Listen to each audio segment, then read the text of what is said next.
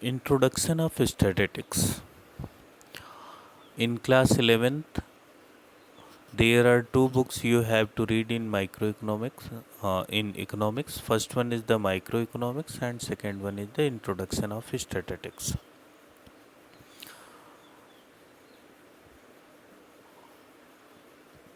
Introduction of Statistics. In this chapter, we have to learn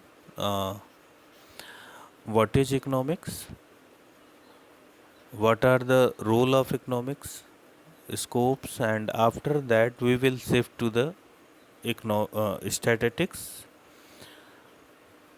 features, limitations, and its importance in economics.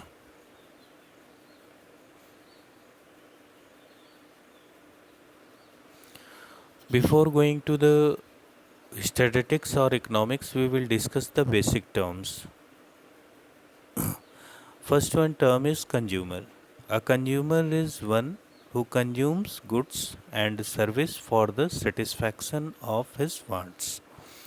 तो consumer एक person होता है जो किसी भी प्रोडक्ट्स को कंज्यूम करता है, परचेज भी करेगा प्लस कंज्यूम भी करेगा। ऐसे पर्सन को कंज्यूमर कहा जाता है जो अपनी नीड और वांट्स के सेटिस्फैक्शन के लिए प्रोडक्ट को यूज़ करते हैं। अगर पर्सन केवल परचेज कर रहा है then he will be treated as customer, but if he is using the product then he will be called as consumer. Consumption. Consumption is the process of using up utility value of goods and service for the direct satisfaction of our wants. Consumption एक process है जिसमें हम अपनी ज़रूरतों को पूरा करने के लिए किसी भी कमोडिटी, गुड्स या सर्विस को हम यूज़ करते हैं, जिससे हमारी नीड्स डायरेक्टली सेटिस्फाई हो जाती हैं। जैसे अगर हमको भूख लगी है, हम फ्रूट्स खा रहे हैं तो फ्रूट्स का कंजम्पशन कर रहे हैं। भूख लगी है, हम रेस्टोरेंट में जा रहे हैं कुछ फास्ट फूड ऑर्डर कर रहे हैं तो हम डायरेक्टली फूड्स का कंजम्पशन कर रहे हैं, because the commodities are being used by the consumer. तो कंज्यूमर उन कमोडिटीज़ को कंज्यूम करता है। जैसे एक रेफ्रिजरेटर है, आपने परचेज़ किया, परचेज़ करने के बाद घर में यूज़ कर रहे हैं, then you are the consumer and this process will be called as consumption. लेकिन अगर एक डीलर है वहीं कमोडिटी खरीद रहा है, एक फ्रिज खरीद रहा है एक डीलर वर्लपूल से, लेकिन वो उसको फर्दर रीसेल करेगा, then it will not be treated as consumption because he is not using the commodity. If he will use the commodity for the satisfaction of need then it will be called as consumption. तो वहीं seller अगर घर में ले जाएगा तो वो use करेगा तो वो कंजम्पशन है, लेकिन अगर वो उसको शॉप पे लेकर के रीसेल करेगा तो वो कंजम्पशन का पार्ट नहीं होगा। प्रोड्यूसर.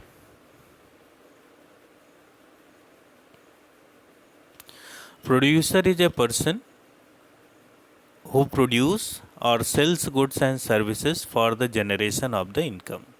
तो प्रोड्यूसर एक ऐसा पर्सन है जिसका मेन मोटिव इनकम अर्न करना है। इसके लिए वो किसी भी रॉ मटेरियल को फिनिश्ड गुड में कन्वर्ट कर सकता है या ऑलरेडी फिनिश्ड गुड को परचेस करके सेल कर सकता है। तो उन सारे लोगों को जो किसी भी रॉ मटेरियल को फिनिश्ड गुड में कन्वर्ट करते हैं वो प्रोड्यूसर हैं, या जो एक सामान को परचेस करके फिर से रीसेल करते हैं वो भी प्रोड्यूसर्स हैं, जिनका मेन मोटिव इनकम अर्न करना है। Production. It is the process of converting raw material into the useful things. Production एक प्रोसेस है जिसमें हम लोग रॉ मटेरियल को यूजफुल थिंग्स में कन्वर्ट करते हैं। तो converting the raw material into finished good so that we can satisfy the need and wants of human being is called production.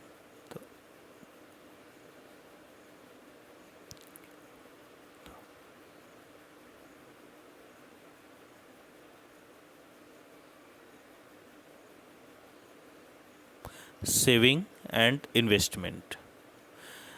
Saving is the part of income which is not consumed.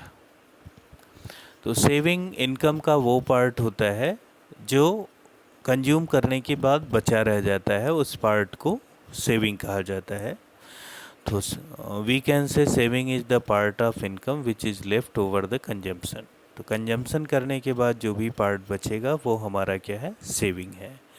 Investment, it is the expenditure made by the human being और producers on the purchase of the assets which helps to generate income। तो income earning के purpose से किसी भी capital goods या asset पे किया गया एक्सपेंडिचर ही इन्वेस्टमेंट है।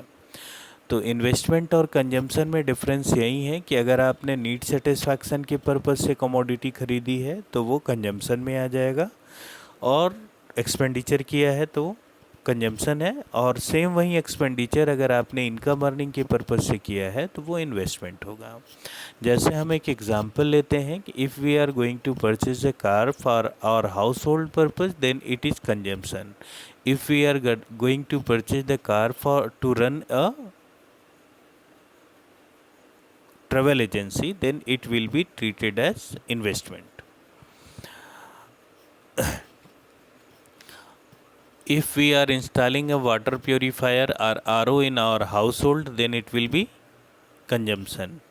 And if we are installing a plant of RO to sell the purified water bottles then it will be treated as investment। We are purchasing a refrigerator in household then it is consumption। If a Coca-Cola seller or cold drink seller purchase a refrigerator to chill the cold drink and sell it then it will be treated as investment।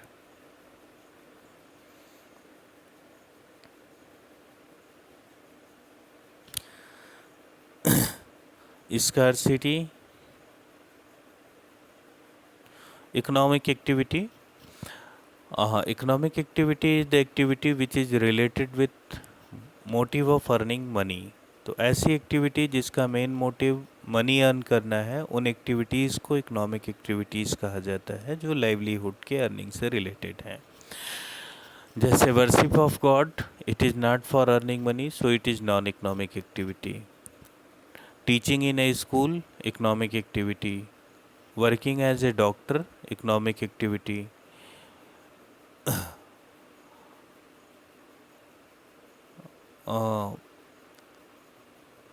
Working as a lawyer, economic activity. Giving free advice, non-economic activity. Cooking food for family, non-economic activity।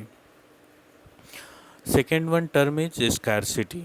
Scarcity is situation when demand for any commodity is greater than the supply। It is the excess demand over the available supply।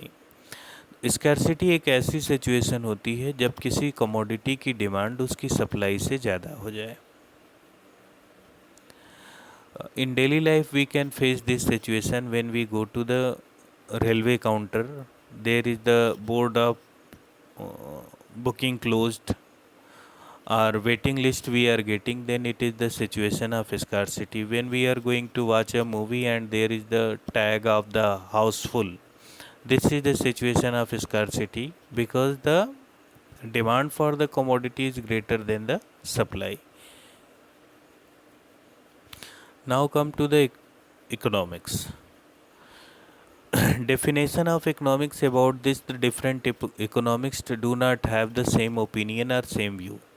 Definition, economics की definition को लेकर के अलग अलग economics का जो view था वो अलग अलग था।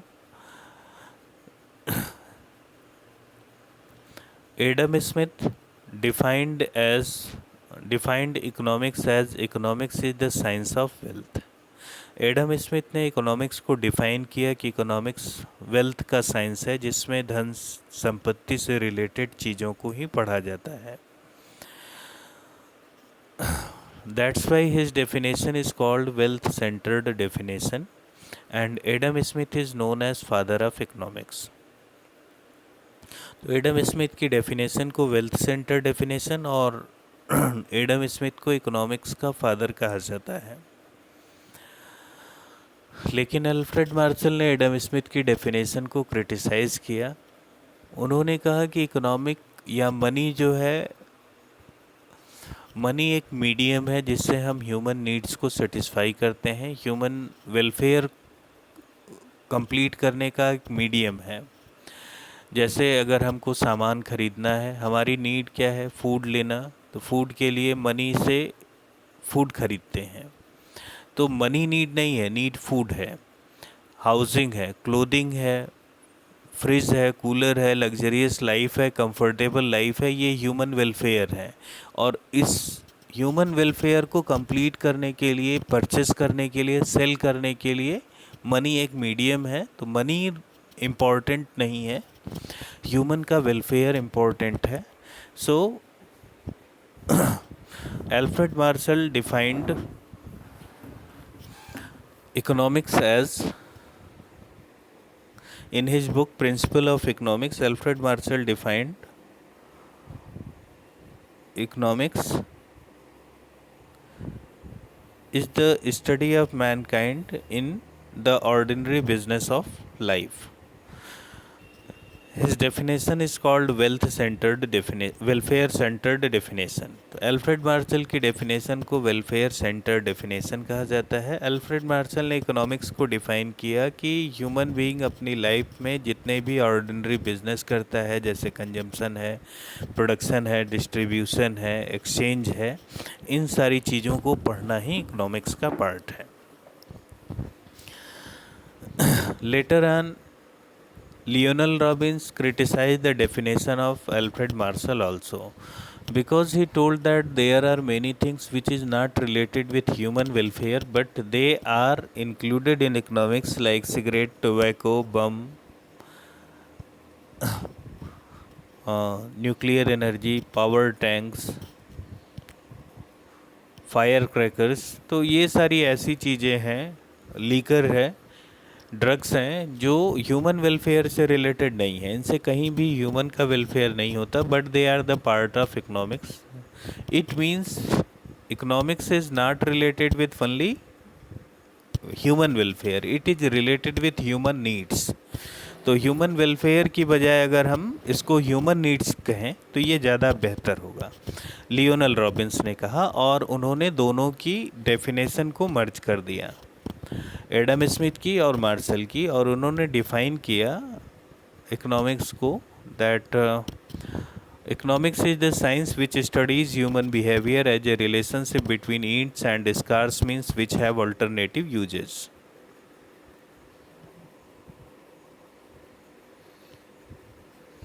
इकोनॉमिक्स एक साइंस है जिसमें ह्यूमन बिहेवियर को स्टडी किया जाता है। इट मीन्स इसमें ह्यूमन कैसे बिहेव करता है जब उसकी ईंट्स मतलब उसकी वांट्स अनलिमिटेड हों और रिसोर्सेज स्कैर्स हों। स्कैर्स मीन्स का मतलब रिसोर्सेज लिमिटेड हों। ऐसे केस में ह्यूमन कैसे बिहेव करता है और रिसोर्सेज के अल्टरनेटिव यूजेज भी पॉसिबल हों। तो रॉबिन्स की जो डेफिनेशन थी वो इस बात पे सेंट्रलाइज थी कि ह्यूमन की इंट्स का मतलब उसकी वांट जो है वो एंडलेस हैं, और उसको फुलफ़िल करने के लिए जो उसके पास रिसोर्सेस हैं वो स्कार्स हैं। स्कार्स मीन्स मतलब वो लिमिटेड हैं, और इन रिसोर्सेस के अल्टरनेटिव यूजेज भी पॉसिबल हैं। लियोनल रॉबिन्स की डेफिनेशन को बेस्ट डेफिनेशन माना जाता है।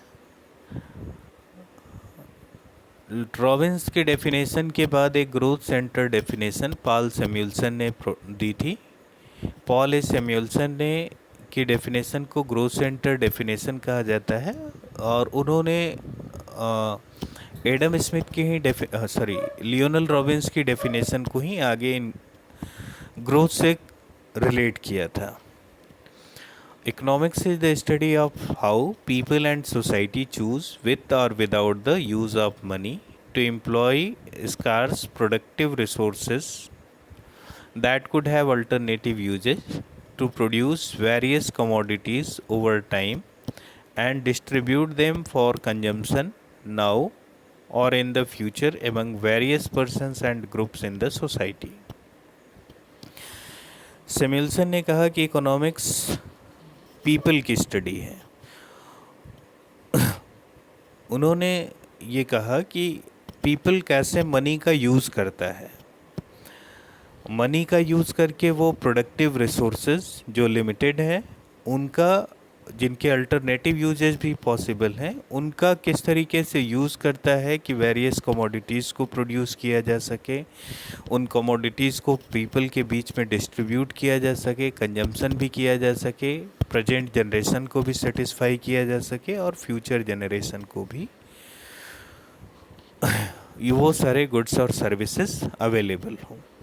तो उनका मतलब सस्टेनेबल डेवलपमेंट से था, ग्रोथ से था, कंजम्पशन प्रोडक्शन के लिए अनलिमिटेड वांट्स को सेटिस्फाई करना लिमिटेड रिसोर्सेज की हेल्प से, जिसके अल्टरनेटिव यूजेज पॉसिबल है।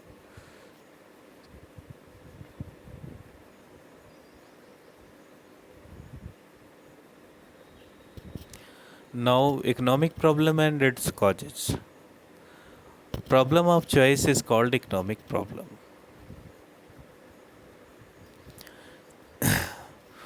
तो इकोनॉमिक प्रॉब्लम क्या है? Economic problem problem of choice है। Everywhere in the economy there is the problem of choice. Consumer things which need to be satisfied, which need to be sacrificed and which need to be postponed. Consumer के पास choice होती है कि वो किन ज़रूरतों को पूरा करे, किन ज़रूरतों को टाल दे और किन ज़रूरतों को पोस्टपोन, किन ज़रूरतों को सेक्रीफाइस कर दें। प्रोड्यूसर के पास होता है what to produce, how to produce, for whom to produce. Producer के पास चॉइस है कि कौन सी कमोडिटी प्रोड्यूस करे, क्योंकि वो सारी कमोडिटीज़ प्रोड्यूस कर नहीं सकता। किस तरीके की टेक्निक का यूज़ करे, लेबर इंटेंसिव या कैपिटल इंटेंसिव, और पुअरर सेक्शन के लिए कमोडिटी प्रोड्यूस करे या रिचर सेक्शन के लिए। तो problem of choice is also with the producer. Everywhere problem of choice is there and this problem is called economic problem. Economic problem के 3 causes हैं। Because resources are limited and alternative usage of resources are possible. तो economic problem के 3 causes: unlimited wants, limited resources, alternative usage of resources. Human being की wants unlimited होने के कारण problem of choice आती है, रिसोर्सेज के लिमिटेड होने के कारण प्रॉब्लम ऑफ चॉइस है, और रिसोर्सेज के अल्टरनेटिव यूजेज पॉसिबल है जिसके कारण प्रॉब्लम ऑफ चॉइस आती है। जैसे अगर हम लोग एक एग्जांपल लें मिल्क का, मिल्क के अल्टरनेटिव यूजेज पॉसिबल हैं। Milk can be used for drinking, milk can be used for making tea, milk can be used for making paneer, cheese, butter, curd. तो इस तरीके से अल्टरनेटिव यूजेज हैं। तो अब हमको चॉइस करनी होती है कि मिल्क का यूज़ किस पर्पज़ में किया जाए।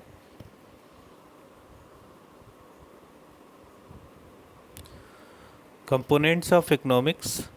There are 3 components of economics: consumption, production and distribution.